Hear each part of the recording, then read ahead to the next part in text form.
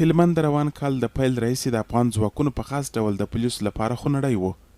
18 پولیس د ولایت کې د نړیوالو ځواکونو په یوه برید کې د ناسمې همغږۍ له امله ووژل سول. همداشان تر 500 زیات نورو ته بیا تر اوسه د ولایت کې د وسلوالو سره مخامخ جګړو کې مرګ ژوبله اوښتې.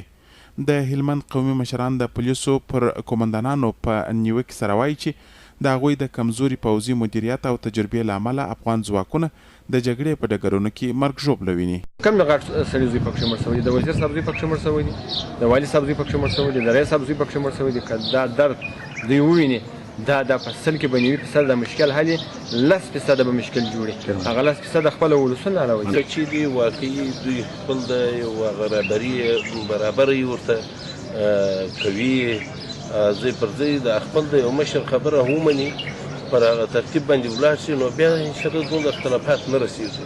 دوی د افغان ځواکونو د زیان د مخنیوي لپاره د دقیقو پوځي پلانونو عملي کول غواړي. د هلمند امنیه قومندان عیسی الدین هلمندی هم د جګړې په لیکو کې د پولیسو د مرګ ژوبلې زیاتوالی نه ردوي، خو هغه د پولیسو مرګ ژوبله د وسلوالو په پرتله څو چنده کمه یادوي. نوموړی د افغان ځواکونو د تلفاتو د زیاتوالي عمده علت د جګړې پیل او د سولې خبرو کې د وسلوالو لخوا د امتیاز ترلاسه کول یادوي.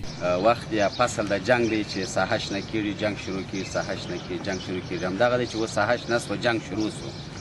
او دا تلفات داسې نه دی چې یوازې موږ پولیس تلفات وینو، دی هم 2 برابره 3 برابره تلفات لیدلی دي. د هلمند پوځي چارواکي وایي په دې ولایت کې د وسلوالو پر ضد وروستۍ کې هوایي او مځکني بریدونه زیات سوي او د هغوی د مرکزونو له منځه وړل ورته مطلوب هدفونه دي. طالبانو تر اوسه د هلمند د چارواکو د دې تازه څرګندونو په اړه تبصره نه ده کړې.